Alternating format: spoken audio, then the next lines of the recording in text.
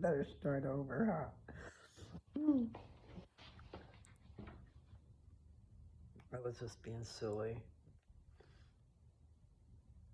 Give a little kiss. I've got this song playing in my head now because I said that. But it's not that. It's not the kiss. Let's take a little trip with me. Take a little trip with me. Okay. Good morning. Good afternoon. It's actually afternoon here. Time is escaping me so fast. I'm not sure what all I've accomplished today, so if I did get a shower. And I blew my hair dry differently today. So it's looking a little wild. And yeah, it's cloudy outside and I got my shades on and I'm in the garage. But it's all in the preparation thing for going outside, going for a walk. So, no, I didn't say it. It's probably not important, but you know, it could be. Because you can look for videos on Lose Touch with just the date. Okay, you can put the date on Lose Touch and search. Well, that means on YouTube, and then you'll find me. So that's why the dates are important. Plus, you know, it'll be a few years from now, and you'll say, oh my God, what was she thinking back then? I'm so silly. But still, I do want to be important to you people. Maybe I should take my glasses off, and I don't think my memory sucks. But I'll tell you again if I didn't, because I kind of get distracted, you know, and then I don't take and do what I was going to do. So, my name is Mary Lou. I go by Lou. You can call me Mary, and you can call me Lou. And hey, you works too because it rhymes. There's a lot of words that rhyme with Lou. So anyway, this is October 18th, 2024. And it is crazy how fast time is flying. Oh my God. I mean, really, to try to get something done. I can get my channel part done. And later on, I'll take the time to make some shorts out of it. Like some of my, I can't think of my right words. You know, the conversation that we have, sometimes I get carried away.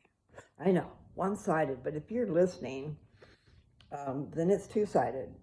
And then if you're talking back to me, think about it. I've had that happen. I mean, I saw it from outside the box a little bit because I was sharing my papers. I took all these things I tried to share with you in the very beginning of this channel, which was the purpose of this channel. I was going to take these off, but I only got one hand. I don't want to break my glasses. So, I guess no eyeballs. Maybe I will. I'll put you down for a second. And I could have put you on my cup, but then I couldn't drink. I got a cup of coffee over here. Never been a coffee drinker. And yeah, I'm slurping. I don't know how to do it any other way. So, what is today? Today is Friday. And it's a cloudy day. It's been quite rainy the last little while. I mean, not stormy, but just wet. So I can still be out there. It's kind of like, it's not. I mean, have you ever felt the dew? You know, been standing outside and there's dew and it's hitting you. I mean, it's just laying on you, whatever. I have. And I've also walked through some clouds because I was up deer hunting years and years and years ago. And I didn't do the hunting. You know, that male did. I like the nature. I enjoyed the nature. However, it wasn't really pretty down there. It depends on what you like. I mean, it was more like I mean, I don't even know if you know what the high desert is like. Okay. When you leave, this is for those of you who don't, when you leave the west part of Washington and you head to the east,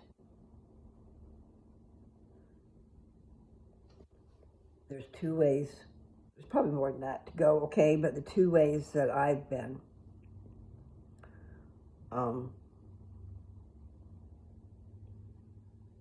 okay, I think it's Highway 14.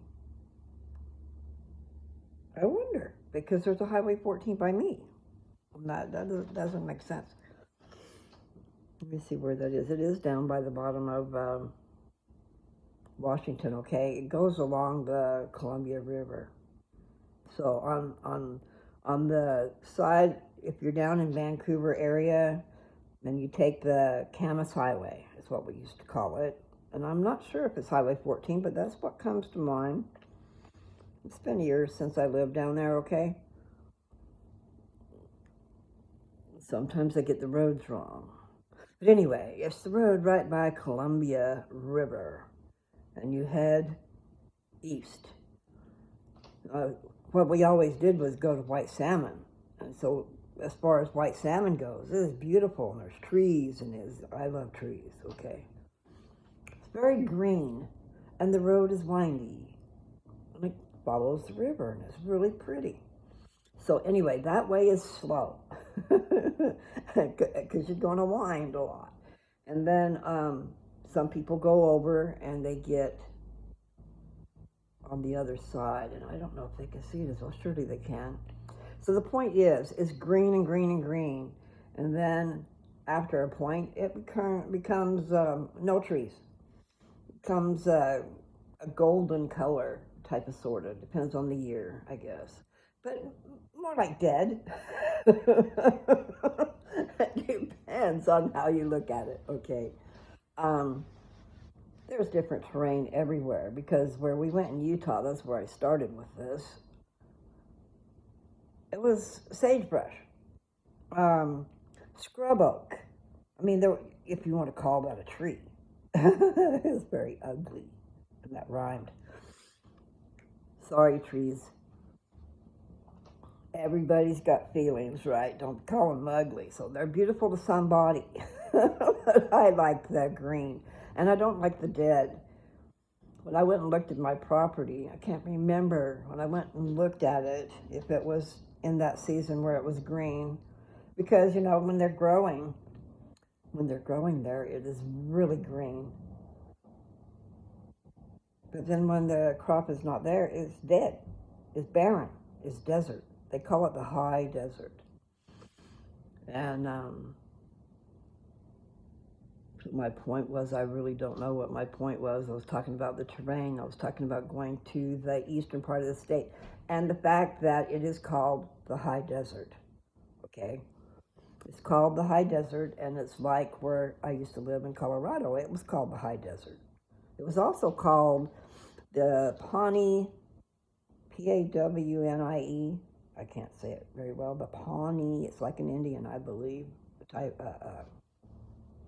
tribe, a certain tribe of Indians, okay? So for that Shawnee, isn't it? Anyway, I think this is called the Pawnee grasslands in the certain area right where I'm at. But the whole area is considered high desert. What does that mean? Because you know what? I found out this last year that Kennewick has about a 20-degree higher temperature than here where Nancy lives, close to the coast. And I was all worried about how hot it is down there in California. I did drive through there with Kevin before on a trip. It was for his work. We were hauling some pipe or something. And we had to go over there and drive down in the southern part of California. It's just freaking hot. But then someone said their temperature is not as bad because they're close to the coast. If you're along 101, imagine, somewhere in that area. So I don't know. Mom and Dad lived in San Jose. for, I'm almost thinking just only 3 years, but I wasn't there, okay? My daughter was there, and I went to pick her up. And we stayed for a little bit, and I'm not sure if Jessica was there during the time that they had that big old earthquake.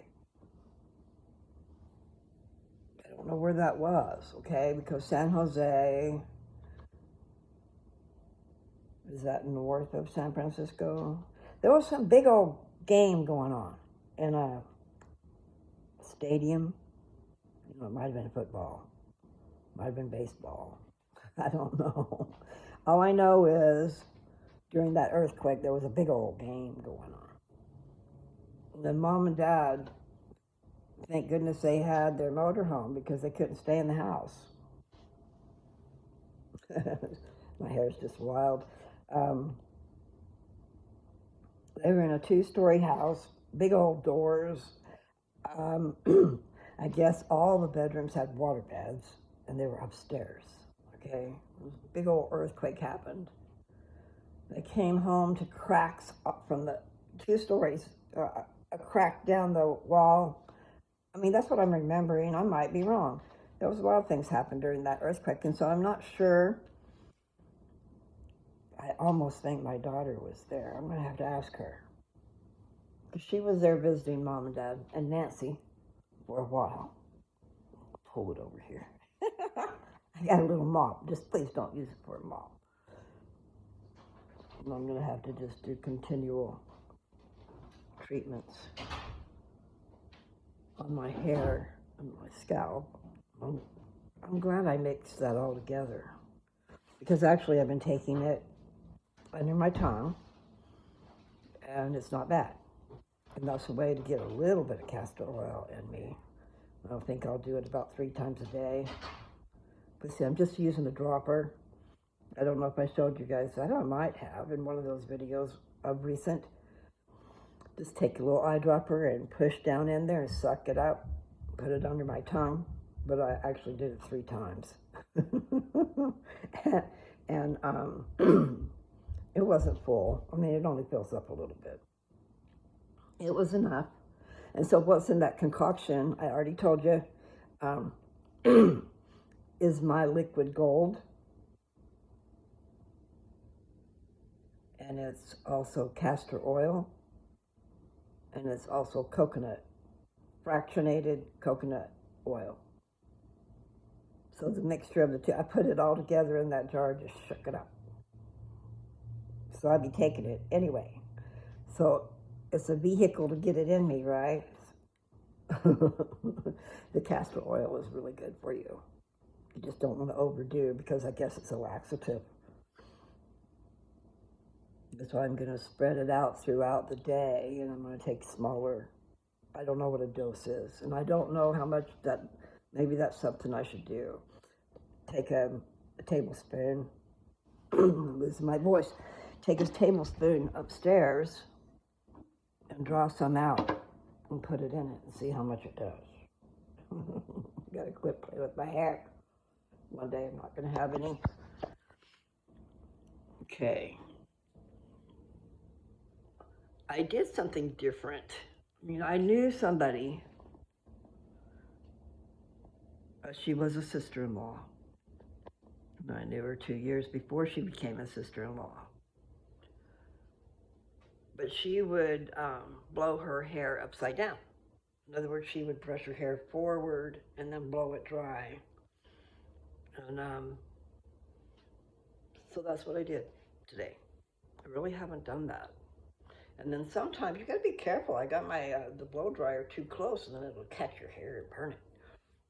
I didn't do that today, but I've done it. So be careful. I'm not good at all that stuff. Ooh, and it is kind of chilly out here. I took my coat. I left everything on the counter in the other room. Came out to the garage. Sit here and have this cup of coffee that I heated up 2 times. This last time, though, I just didn't get it hot enough.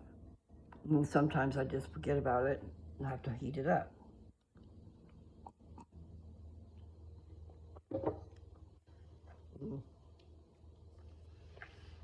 I do have to do a couple of things different. Just was thinking, share with you guys, okay? I'm talking about my blood sugar. Okay, I haven't been keeping track of it. And sometimes you forget. You just forget that you got that problem, unless you have these feelings. In other words, when something's not right, you feel different. So you don't want to get to that point. And no, I do not like taking what they call medicine. I haven't done my research, so I cannot say. And then some are saying, hey, you need to be taking metformin for other things. There's people wanting metformin for other reasons. And I can't remember what they are, but it is to do with your health. Maybe it fights disease. But messing with your sugar, I gotta quit saying So can't really talk about what I don't know, right? I can just say what I've heard. What I heard was that you start out with a certain medicine and you take it for a while and your body builds up an immunity to it, and then you have to have something else. And then you have to have something else. And then the same thing. And then at the end, it costs you a bloody fortune. My brother's taking a medicine that's $600 a month. That's one medicine. And I think the other one is $800 a month. Besides all the other ones, they don't have a copay. But if that's true about the trail that leads you to that inevitable future, that was what it was. So I'm not sure, because it does. It messes with your sugar. And my granddaughter went to school to become I don't know what it was, but to be able to work in a pharmacy. And she was even manager. I'm pretty sure she was manager. If not manager, she was management. Different shifts, and you can't always be there every single day, so there's got to be somebody else too. But the point is, she found that she was quite smart. I mean, she loved it, and she was good at it. And it was like going to school for medical stuff. I mean, things that she had to do a lot of studying and tests and paid a lot of money. She learned a lot. But she decided she didn't like that job. It did not suit her. And I am proud of her. Because, man, you got so much money invested and so much time and energy and effort. But happiness is the most important thing. If you're not happy and you know it, stomp your feet. That just came out, I'm sorry. But it is true. If you're not happy, you should do something about it. Don't live your life in misery and pain. And you're going to spend a hell of a lot of time on the job. So it's important that you like your job. Instead of just being an integral part of a machine where you do one thing and you do that thing and you do that thing and it's you and that machine and you don't talk to nobody because the machine's too damn loud and they're a little far away. So it's you and that machine. And I've been there, people. My machine wasn't really humongous and making a hell of a lot of noise, but it did. It made noise. But I did have to adjust things to make things right. And I did have to look through a microscope to make sure there weren't any problems, because I used to work for a place called Deseret Pharmaceutical. And there was lots and lots and lots of people working there, okay, mostly women. And lots of different departments. And the building was humongous. In my department was 80 women. And I worked with those people as they come and go or whatever, but I worked in that same department. When I first started, I was working in packaging, shipping and receiving and packaging, but then I got put in that department where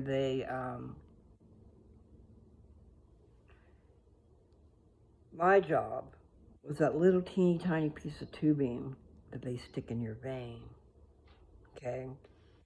When they're giving you an IV, or when they give you something in your vein where they can come and give you shots through that, so they don't have to continually give you a shot. They just leave it in you. Well, the tubing that goes over the needle that stays in your arm is what I worked with. And the first stuff I did was called, I worked on an auto burnisher. And that was a weird little thing. But the point of my job was to, I'm going to try to draw you a picture. And it might not be interesting, but maybe it is, because, we're all going to have that IV put in our arm. It was really cool, though. That place that I worked, we'll call it a factory. They even created the machine that I ultimately worked on. But when I first was doing this particular thing, what we did was you take that tubing, it comes out squared off, okay? The tip that's going to go in your vein is square, like my finger is drawing a picture across the tube. I know I should better if I had a pen and paper, but I don't. So that squared off thing, my part was to make it round. Make it round so that it could go into your vein, without friction. The smoother, the better. Have it slide into your vein. Well, that's what I did. I know I got my eyes closed. I'm trying to keep them open. That happens sometimes, some of you people know. So, that first part was called a burnisher, auto burnisher, and what I did was I stuck a piece of tubing, and it was always my left hand, stuck a piece of tubing. The auto burnisher had a needle that stuck out, and so then I would stick it in, and there must have been an inside thing that was in a concave, and it was spinning, okay? So I would put these pieces of tubing. This hope it's not like that, because that was the next machine. I would put the tubing in there, hold it still while it's, it's going in a circle. Let me do it this way. Anyway, I don't know what the heck, if it was the friction that would round it off. I can't remember, but I know I had to mess with heads. These heads were really little. But I think I'm going to get the two confused, because they created that other machine that I worked on. I think I might have been the first one to get to work on it, too. But anyway, they created it, and it ran on air. So you hook it up to air pressure. And then it had a microscope right attached. So I would have my eye on a microscope looking at this place where the tubing would go in. And I would have like a thing, an amount of tubing, and I kept doing it like this. I would rub it down my finger as I let it go in. So it would go in to this little canal that it fit in. So it would go in and it would suck it in with the air. And then something else would happen. Somehow this blade, it was a diamond edge blade, was a carbide. I don't know if carbide was part of it, but I know diamond was. But it would come in, so I would slide the tubing in, but it would grab it. And so it's in there waiting. I'm not even sure if it went onto a needle. Surely it had to. It had to have attached to something. Because then this blade came in, and it was a little triangle thing. And it would come in on an angle and cut that. Whereas the first machine I was using would, with friction, make it. You had to watch out for flares and things, little rips and stuff, because you don't want that going into somebody's veins, do you? Anyway, that was so long ago. I started working there when I was 18. And I worked for 5 years. So 18, 19, 20, 21, 22. Yeah, that's when I had my daughter. And if I'd have known what was going to be happening, I would not have passed up a promotion. I was offered a promotion. You know, I worked until I was 8 months pregnant. But I told him, no, I'm going to be a mama. I'm going to stay home and be a mama. So I passed it up, not knowing that my world was going to be falling apart in a very short time.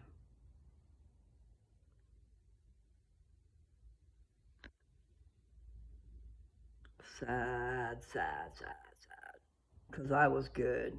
I was good. So I brag a little. Anyway, so I worked 5 years there. I worked 7 years for Dad, 7 years for Avon, and 7 years for Pizza Hut. 7, 7, 7. I wonder what that means. No, I know. I'm just being silly. I have my jacket in there. My hands are already cold. I don't know. I need to walk, though. So, I read Ether 10 finally, okay? I didn't find it real interesting, except for, I mean, somewhat, there are things in there interesting, but what it did was it told of the rain. Let's see. That sounds weird, doesn't it? I'm not talking about the rain that comes down from the sky. I'm talking about the reign of kings, okay, who was in charge, who was king. And it was usually done in the same bloodline. And it was, except for this is back when they lived years and years and years and years. So they lived a lot of years. And then he begat so-and-so. Now, that doesn't mean he didn't beget a lot before that. He begat sons and daughters. And then, when it's getting close to the end, someone in that age group takes over, I guess. And that's what it seemed like anyway. And maybe not to the end, but several hundred years later, you know, he picked someone to take over for him. And then it does tell you that sometimes the kings were righteous. Sometimes they were horrid. No, they didn't use the word horrid, but that's what they were. Horrid. Anyway, point is, so goes the world as the king wants. So if you have a righteous king and he does things good for the people, you know, his people, instead of what some of them did, I don't remember their names because they were weird names. One of them stopped with a Kish, okay, but I don't remember the rest. Anyway, if the king is horrid, then so are the trials and tribulations on the people, because he takes advantage of the people, and he taxes the people, and he throws them in jail if they can't pay their taxes. And then if they don't work, he puts them to death. That is that. I read it. So that was part of that last chapter 10, must be, because I'm not remembering. I'm just remembering the great things that I read in the first part of Ether. Or before 10, because I can't remember. I can't remember exactly where I read it. But there were good things. There were great things, because Jesus Christ showed his person. He revealed himself, not naked people, but he revealed himself to the brother of Jared. He's always referred to as the brother of Jared. And I'm not quite sure because part of me wants to say that his name was hard to say. And then I don't know, maybe they just referred to him because Jared was the leader of the Jaredites, okay, the tribe Jaredites. And they moved across. It was the time of the Tower of Babel. That's what it's recorded as. These people came from the time when the languages were confounded because they were trying to build a tower to heaven. I picture a tower as a small thing, but Joe was saying that the tower is a humongous thing, miles and miles and miles across at the base, and then going up and going up and going up. Anyway, I don't know where he got that because it wasn't from this record, okay? But the point is, these people came from over there from the time of the Tower of Babel. And they were allowed to keep their language together. They were close to God and they prayed for it, which I know it was, they became a great nation, the Jaredites, okay? But I don't know what time frame the Tower of Babel is, okay? But here is your second record, a different record that talks about the Tower of Babel. It was real. There's a lot of things real they talk about. So it confirms things that are in the Bible that people think, oh, that's not true. Well, it is.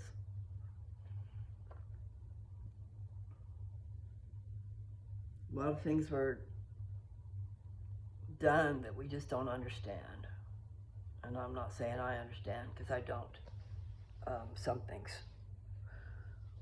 But in the scheme of things, when you die, you don't die. So maybe in God's eyes, it's not a big deal if he kills off a whole, like Noah and the ark. I'm going to tell you again, Joe, because he listens to a lot of stuff online and he would tell me. And what was the part that I was going to say? My head started thinking about something else, so I got confused a little. It is hard to keep control of your thoughts. What was it he told me? There was lots. I was talking about the Tower of Babel and how he's the one who said it was miles and miles at the base. But he doesn't know about the Book of Ether. And the Book of Ether solidifies, testifies that the Tower of Babel actually happened. And so then I started talking about Noah and the ark. Oh, that's what it was. This is a weird trip, and I don't know if I can stay on task. Okay, I'll try. Noah and the ark. All flesh had been corrupted. So it wasn't just, I don't know how to say what I'm trying to say, but according to what Joe was saying, they were playing God. They were doing what people are doing today, crossbreeding people with other animals. I saw a couple things on my Facebook page. I don't know what the heck, but I know what it looked like, and it weren't cool. Showing things that they should not be showing, and showing things that are an abomination. Sex with animals. And I know that happens, but that is just disgusting. Anyway, there were creatures, okay, that were not the way they should have been. God didn't create them. This is according to things that Joe saw online and he shared with me, and I don't know. I'm just saying it's another way to look at something, as in, oh yeah, God just destroyed the whole world, over because he was mad. I don't think so. He had reasons.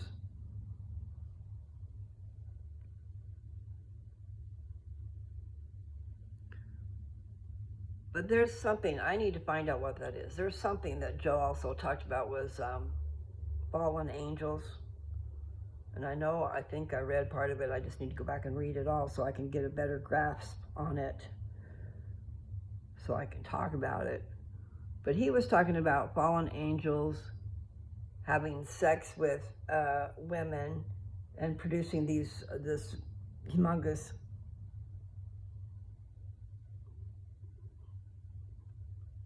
I don't know what I want to say there. A cross between the fallen angel and the women. But see, the thing is that people don't know is, or they're stupid. A spirit cannot have sex. No, maybe there's a different meaning to an angel. Maybe an angel's already been here and had a body, but see, unless you're resurrected, you don't have a body anymore. Spirits cannot produce children. So there's a real false interpretation there. I mean, it stands to reason, okay? However, yes, babies in a test tube, I imagine that might be here now. There's all kinds of things they can do for people who are trying to have a baby. Like remove the egg from the woman and the sperm from the man and put it together. It's still going to be a baby of that man and woman.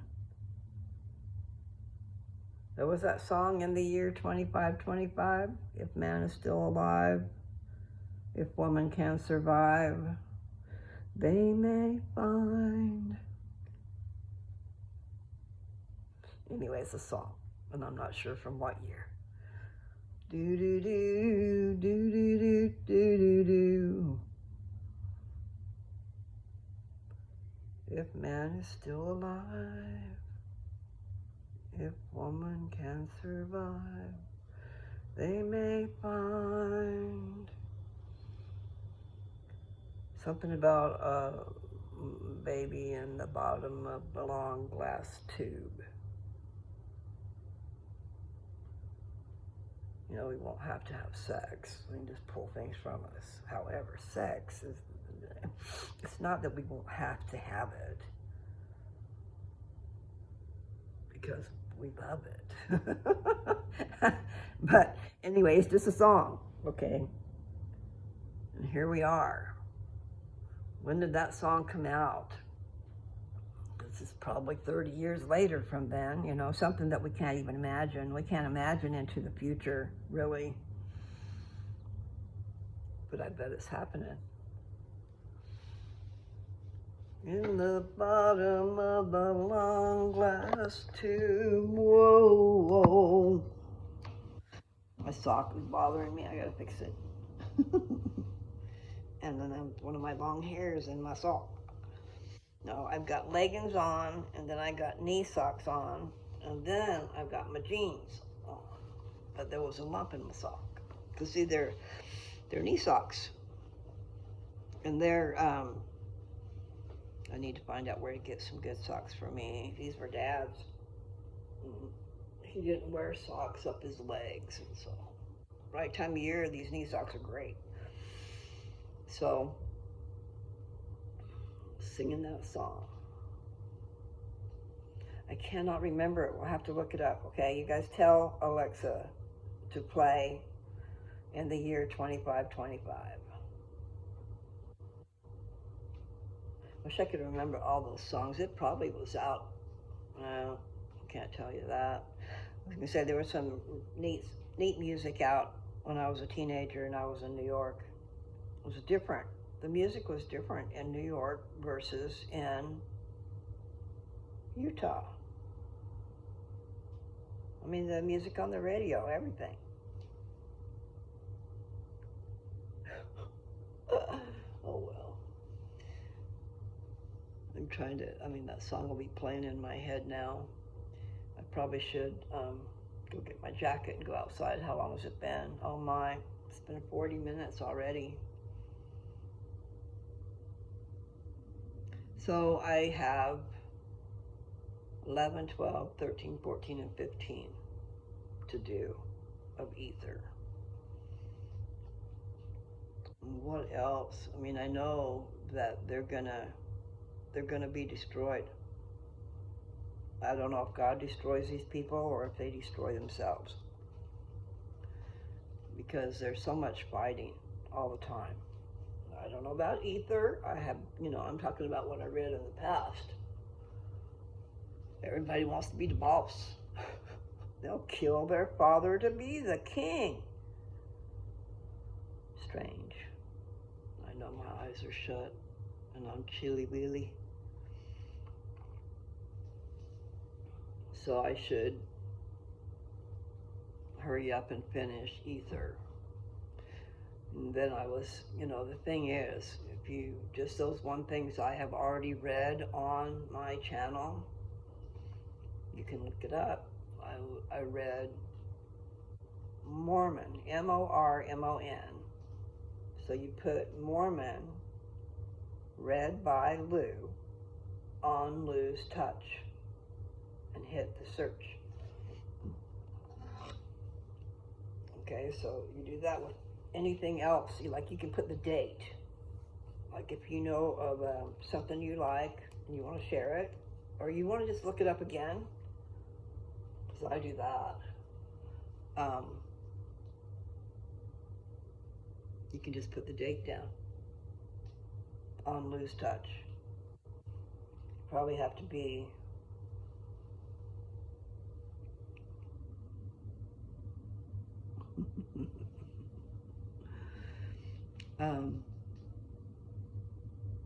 sorry, I get interrupted and then I lose it.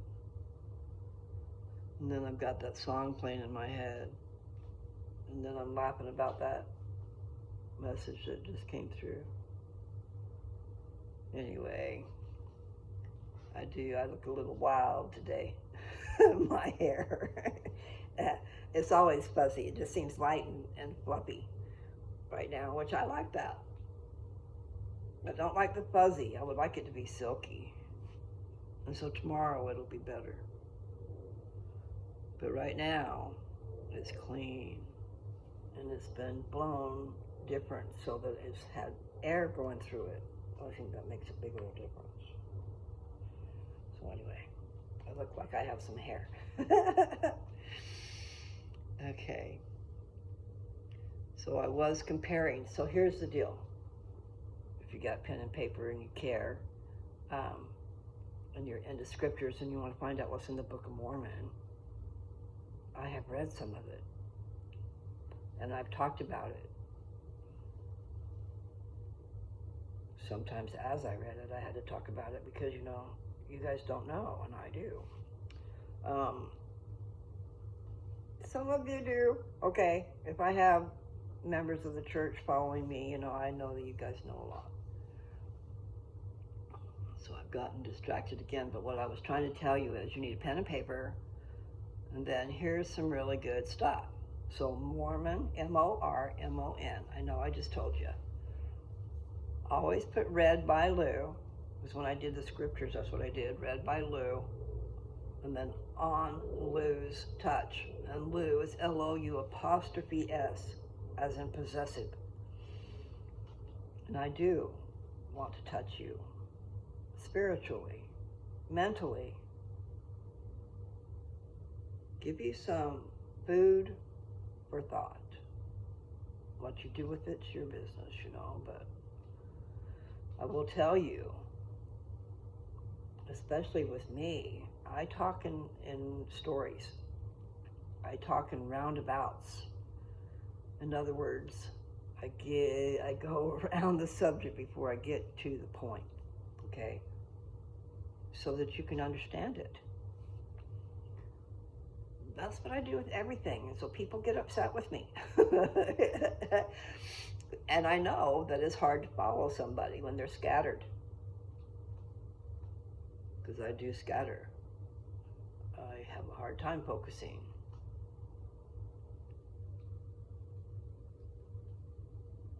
So, telling you something, there's so many facets to a story.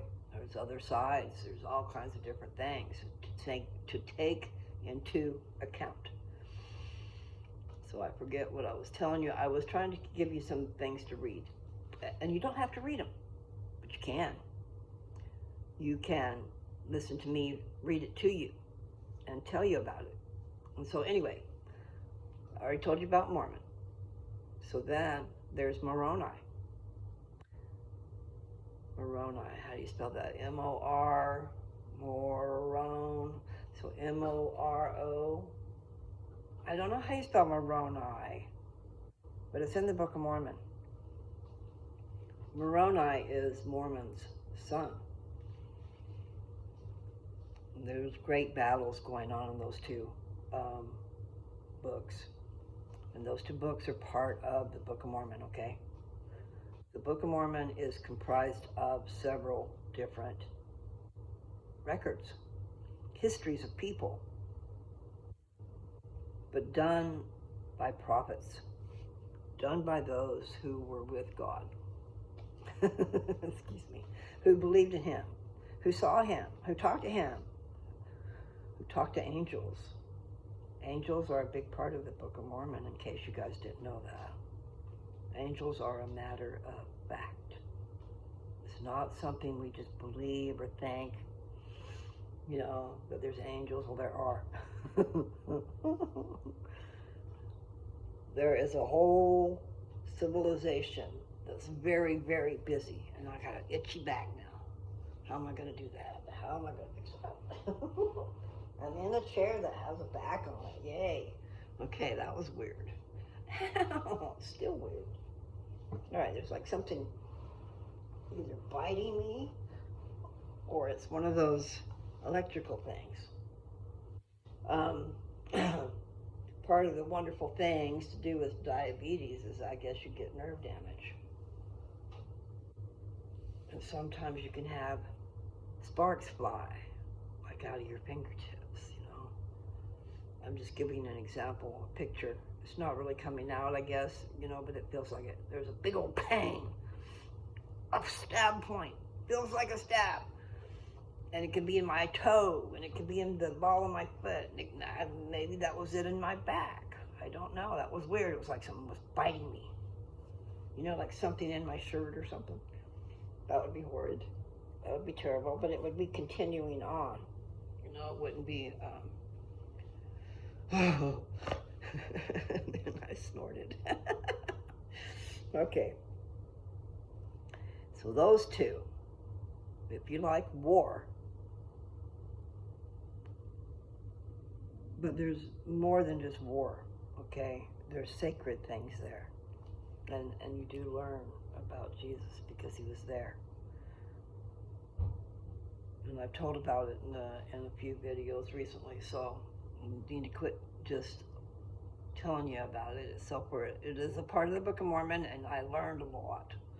And that's what I'm still reading, okay? So in the first 9 chapters, somewhere in there, they told about all that. So we'll just have to go back and finish it up. So I have done, I'm pretty sure. So I've done Mormon, I know for a fact. I've done Moroni, I know for a fact. I have done some, probably only a couple, 3. I'm not even sure if I did that much. In Alma, Alma's got 63 chapters. And there are some good things in there too. And the thing is, until you know the book, you know, you got all these names, but then they repeat themselves and they're different people. But they're part of the Nephites. Something is biting my shoulder, man. All right, I need something. Oh, jeez. Really, what the heck? I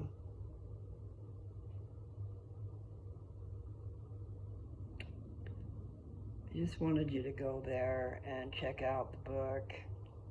Let's see, I read it, did I? You know what, I've forgotten. I'm not sure if I read that. I meant to read that. I bet I did.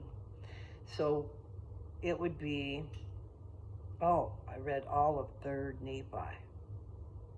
Very important. That's the record of Jesus Christ's visit here.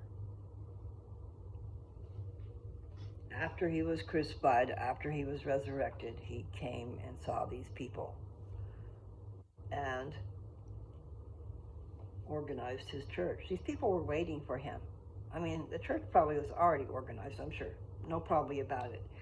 Because there were people who believed in God, and they had the records, and they had the sacred oaths and things they brought with them. I'm not talking about the Jaredites, I'm talking about the Nephites. And actually all of them came from over there. There were 4 brothers, a mom and dad, another family that had at least 4 daughters, and a servant, Ishmael and his wife, and a servant, and then there was another guy that was given the choice to either go with them or die. Okay? That was the way it was. You either going to die or you coming with us, because you couldn't leave someone behind to tell anybody anything. It was a matter of life and death. Okay? So the guy chose to go with them instead of being killed. So there was him, and I believe there was a servant of Ishmael's family, and I don't know if there were other children. The main ones that were important were the ones that were going to propagate. Did I say that right? Propagate. They were going to a new world, and they would be the ones multiplying and replenishing the earth. Okay? So there was a family that had daughters that matched up with Lehi's 4 sons. And then there was other, children born in the wilderness before they ever got to the ocean to cross over, because they left and went to they went through the wilderness over to the ocean, and they built ships. But theirs were above ground ships. In the Jaredites, theirs were barges, and they would go underneath the water. If the water was tossing and turning and it was really raging and stuff, they were okay. They might have got shook up some. And then they had to, I read that, they put a hole in the top and a hole in the bottom, because you never know if they were going to be upside down or not. So how in the world would that work? Anyway, but I know that's what it was, is they had a plug so that they could open up the plug, get air in, and but they could also open up the plug and get water, but they could hurry up and plug it back up. Weird. I know I read that somewhere. So anyway, what else have I read in there? I wanted to read to you guys what he had said about his learning. Nephi is the one that wrote the first book. Okay, the people that left Jerusalem, the family, the ones I was just talking about, they left Jerusalem. And they came over here. When there were 2 older brothers and the 2 younger brothers, and the older brothers were just mean, totally upset that they had to leave everything, because they were wealthy. They were wealthy, and they had to leave everything behind. I mean, you think about it, you can't carry very much. Okay, they didn't carry anything. But then they had to go back and get those records. That's what I was talking about, was those records. That's how the people were taught. That's why they were so very important, is the brass plates. The brass plates were records from Adam and Eve down. Okay? So a lot of things were in there, and they would have been lost. They would have, knowing what was going to happen, somebody anyway, I don't know. They would have been destroyed. They would have fell into the wrong hands, or they would have just been destroyed, period, in a fire or whatever. I don't know that a fire could destroy them. But they were needed because they were going to go and create a new nation of people. And they needed to be taught. These would be people of God. And that was the promise that Jesus, who was God, gave to the Jaredites. As long as they would worship him, the Creator, he took them to the promised land. He took them to the land of milk and honey.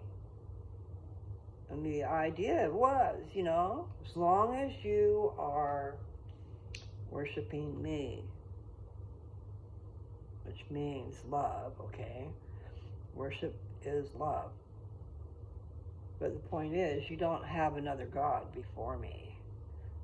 And you do what you're supposed to do. You help each other out. You spread love around and you be nice. Not a bunch of sexual crap, people. I don't see how it's ever going to change. Because it's true, once you've had it, once you've been tainted, it's kind of difficult to not have it. And I shouldn't have used the word tainted, but the point is, once you have had it, then you know what it is. and then it's not just know what it is, you don't want to do without it. But you need the right person. You need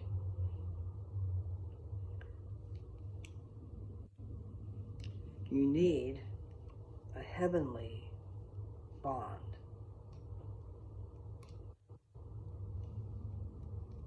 That was geared at somebody.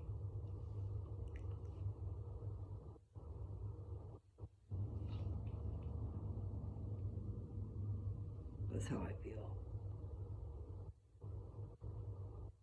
A heavenly bond. Let's see if I can make me up there higher. Sorry about my eyes. When I indulge, it does make my eyes shut. Guess they're too relaxed or something. Plus, if I'm looking down, then they're going to be shut anyway.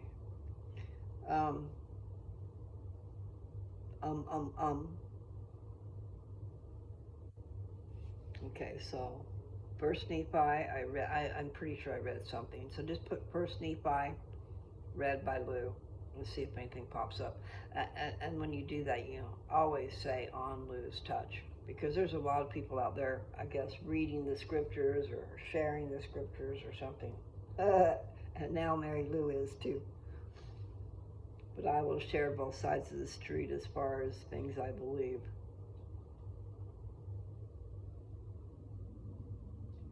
And there have been those who found out I was right.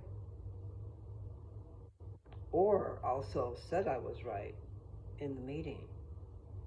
That's right. She's right. Something, the definition, the meaning of something we had read, It's not about being right or wrong. It's just saying, I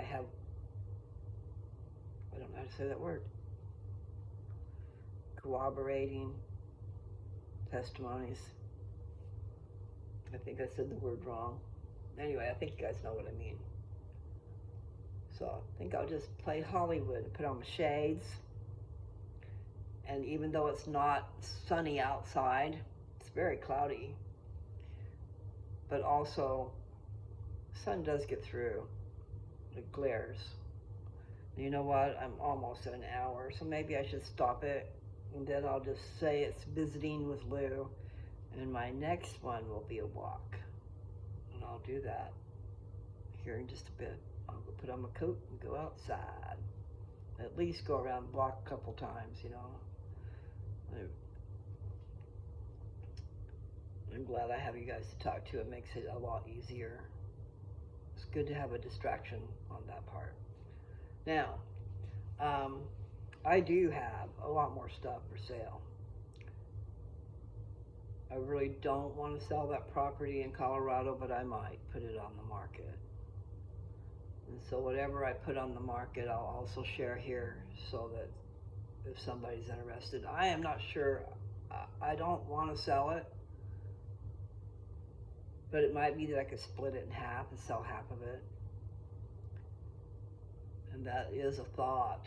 And then certain things could be okay.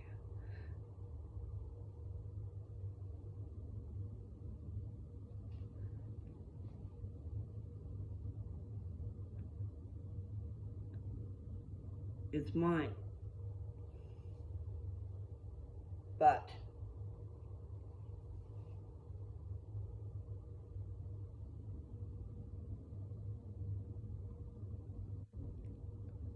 we'll see what we can do. I'd like to keep it all in one piece, but I do need to sell it. Really do. Except for the fact that it's in Colorado. Oh my God. You know, what could we do with that place? Because they just made it legal that we could have a dispensary there. So like if we had the money to do it. So no, I'm definitely not wanting to sell the whole thing. But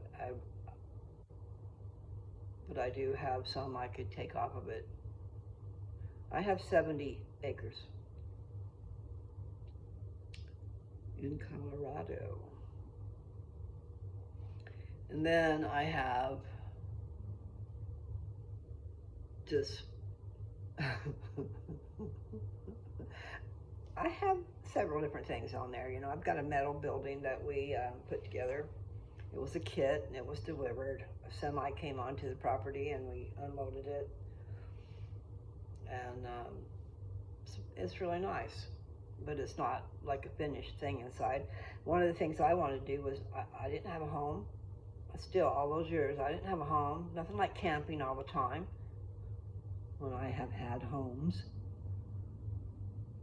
Anyway, I mean, you should have the amenities of life. And when I say amenities, I'm just talking about your regular power, water, septic. Those will get you by. You know, a bathroom inside your house that you can use, that you can flush it and it goes into a septic. Turn on a valve and you got water, and I'm not talking about out of the water tank outside where we got to bucket water into the house. You know, that takes strength and we don't got it. Talking like I'm going back there, but I'm just saying, those things would make life bearable. You know, hook up the damn septic. There's a septic there, hook it up. Make that trailer so it's on a foundation, so it's not going somewhere, so it's screwed in, cemented or whatever to the ground, because the wind gets pretty fierce out there. I mean, there are things we can do, or we could even move that trailer to a different spot. If you hadn't have went and took all the tires off. You took the tongue off and the tires off. Now you got to put them back on if you ever move it. And I was thinking, you know, it might be a good idea. Move it over to where the well is, to in the middle of the property. Depends on what you want. I mean, we got to put, I'm just going to say, for instance, if it's me, we got to get power over to that building and over to the well.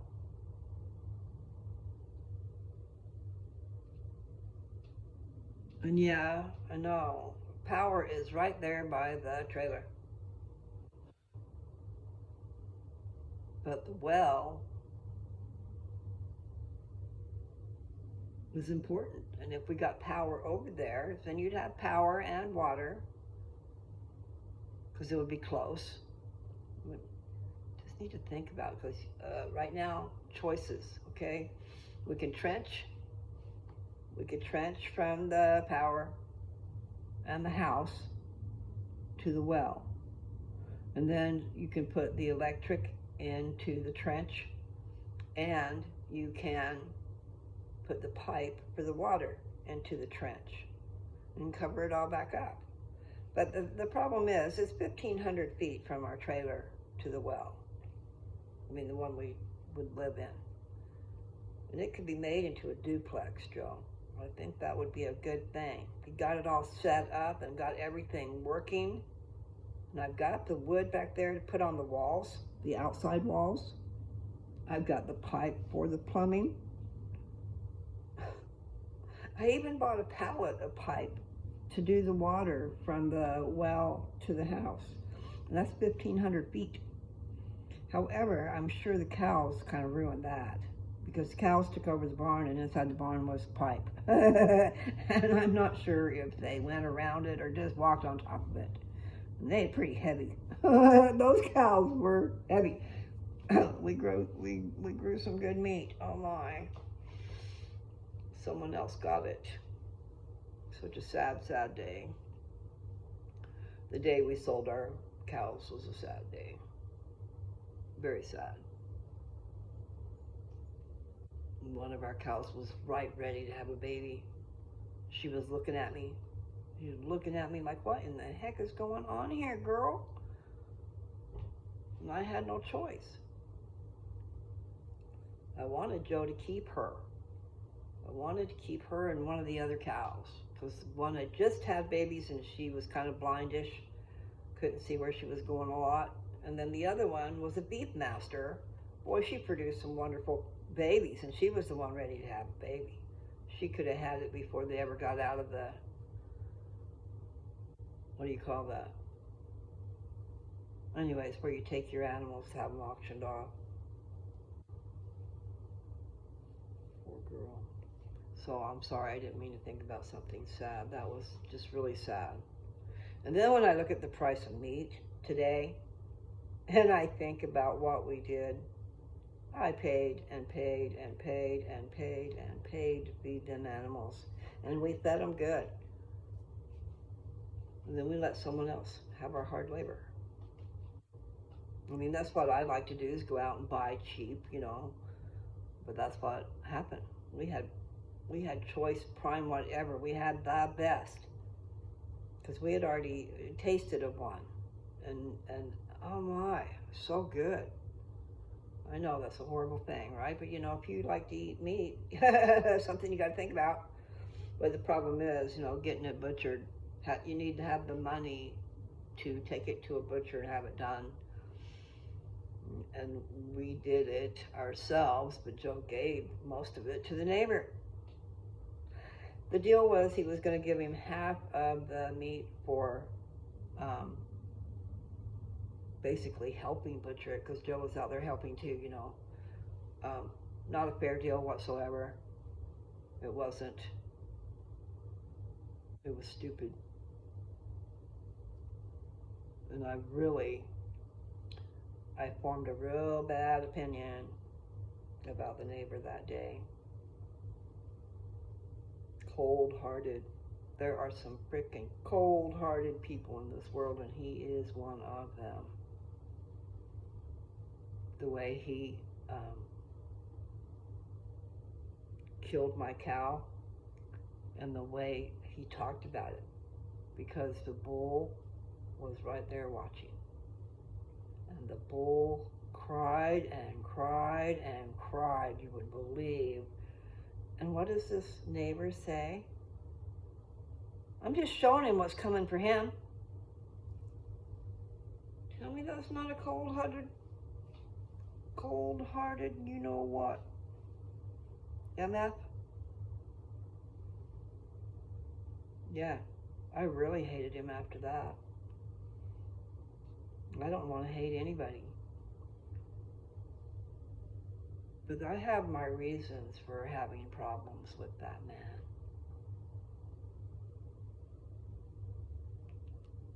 Other reasons too. The things people say and the things people do. I'm going to make myself a rhyme. Anyway, we learn. We learn our lessons. But it's just hard to believe that people are like that. Such a cold-hearted, you know what? And yes, I'm a bleeding heart. And yes, we loved our animals. You're not supposed to. They say they taste a lot better if you don't raise them yourself. Meaning they're your babies, you know? I'm not really sure if we named any of them. I think Joe probably did. Joe's good at naming animals, I'm not. But we had some beautiful cows, and they were huge. I mean, we bought them as babies, okay? most of them were, okay, well, there's different, because in the beginning we bought baby calves and fed them, and they grew up. But not just that, we also bought some that were a little bit older. I think really only around 6 months. Not sure. Our one big cow, she was the one that was in the van trying to get out.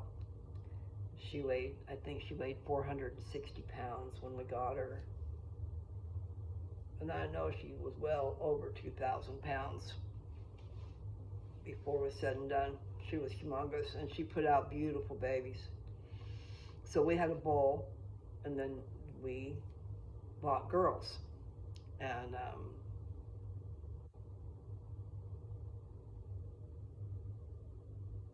it's upper, the ones that came when they were babies, you know, we took whatever. But if I was looking, I wanted girls, because we had a bull, we wanted girls to go with, and I mean, for some reason we believe in propagating. At the end, we had 15. So part of them were bought at the auction house, part of them were born on the property, and then part of them we got a hold of there was an ad or something. That must have been how we got a hold of him. There was an ad for babies. So we could get babies like a day or two old. The sooner the better. But then you got to give them some cholesterol, not cholesterol, but cholesterol. And it's vital that you do. Anyway, I didn't realize all the things about getting them. What it is feedlots. These cows are at feedlots waiting to be sold. And then some of them are having babies. And so as soon as the baby comes along, like this one feedlot, they had a deal where all the different hands that worked there would take turns getting to sell one of the babies. They would get the money from the sale of the babies. So anyway, we got a couple through that way. A beautiful little Beefmaster girl. Oh, she was pretty. She was red. I probably have a video of on here when she was just a baby. She was having respiratory problems. I was talking about that in the video. But she was the red cow. She was the one fixing to have a baby when we took them to the auction house. We didn't have what we needed. We didn't have equipment for hauling them. And cows are much bigger than a freaking horse. And they ain't bigger than that little horse trailer. You need a big old trailer, like a 16-footer at least. And that's the size of most stock trailers, except for some are bigger. But they start at 16. I didn't realize how big cows were. Oh, tripping. I mean, if I was still out there and if I had the money and the right circumstances, then I would be having me some babies. And that's one of the things I have for sale. I have, we turned them into calf huts, okay? Also our dogs used them too. Shelters. And what it is, I don't know, some of you guys will know exactly what it is. Those totes, the chemicals come in, or different things come in these totes, and they're like sometimes 300, I want to say 375, but probably 300 gallons.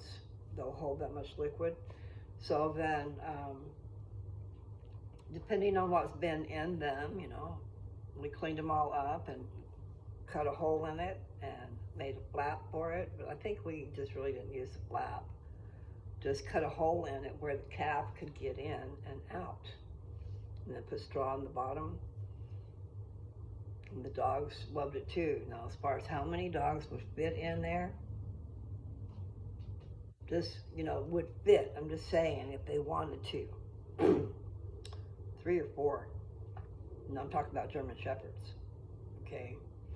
These totes, I bet you they were 4 feet by 4 feet by 4 feet. They were like a square cube. You just want to make sure what was inside of them. But I do have 10 of those. And that's something I need to sell. I have cattle panels. Those are really neat. And these are the wire ones. They're not the bigger ones.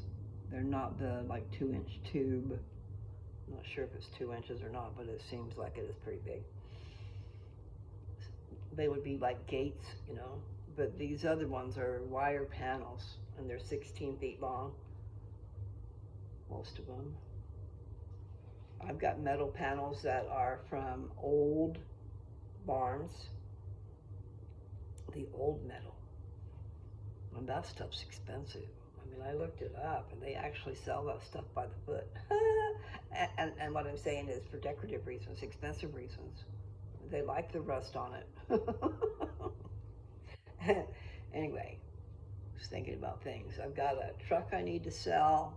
I got a horse trailer I need to sell.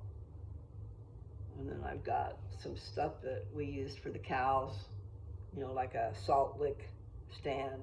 You put 3 blocks of salt in it, and it's got a thing that kind of covers it. It's like a shroud. And the cow can put his nose in it and move it around to whichever one he wants. And then I already sold the bell. We had a bell saver or bell feeder. It was square. That was the kind of bales that we had, was square bales. I was trying to figure out a way to save on the hay, but it was just difficult. And really, the money was wasted like crazy because they're only supposed to have so much a day. And we would just haul out these bales were like 1,400 pounds, okay? So we'd haul out this humongous bale, and they just had at it. And we had goats and cows and chickens and our dogs. And at one time we had a horse for a little while, and that was a crazy thing.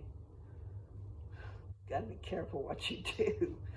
We just wanted to sell our goats, or some of them, And these guys came with a horse and proposed a trade. And before we knew it, we had traded for a horse, and I should have never done that. Those guys got the best deal on that. That horse was huge, and we weren't prepared for it. And it was young, and it was a stallion. So asked for trouble, and then no paperwork. The horse in Colorado's got to have paperwork. So they just brought us a big old bunch of problems and took 3 of our lovely goats. I think it was 3.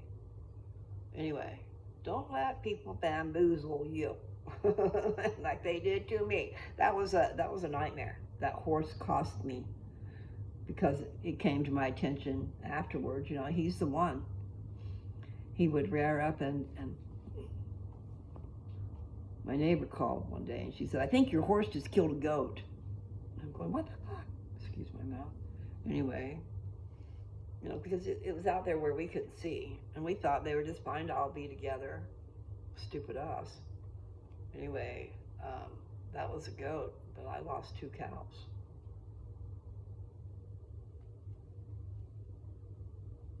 So that was horrid. Lots of experiences out on the farm are not always so good. And really, I don't know how you can really get prepared to know what you need to do. Gotta go take a course. Need to take a course on how to be a farmer. Need to take a course on how to take care of your animals and build them things that they need, and how much food do they need. There's a lot involved. Anyway, I know I've gone way over, and I'm still out here. I'm just I'm sitting here cold, and I'm rocking, I'm talking. And I never made it outside. I gotta go do that. And it does look ominous. What does that word mean? It's all cloudy out there. You know, like fog, but not fog. Oh, I still need to eat. And where'd my, oh, I put it back in the fridge. Okay, I have an avocado. Love avocados, but they gotta be just right. And they gotta have salt and pepper. And I've got some bacon. But see, I need to go to the grocery store. I don't have any bread. I haven't had a sandwich in a long time. I'm sure Nancy wouldn't mind if I have some bread. I just need to make a list of some things. Too many things. So you people out there, thanks for listening. I was just jabbering, I don't know. Some of the things might have been of worth, and some maybe not.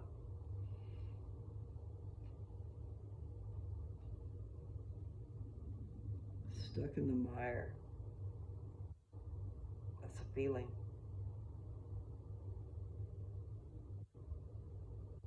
I've got to get out of the mire and get on with things.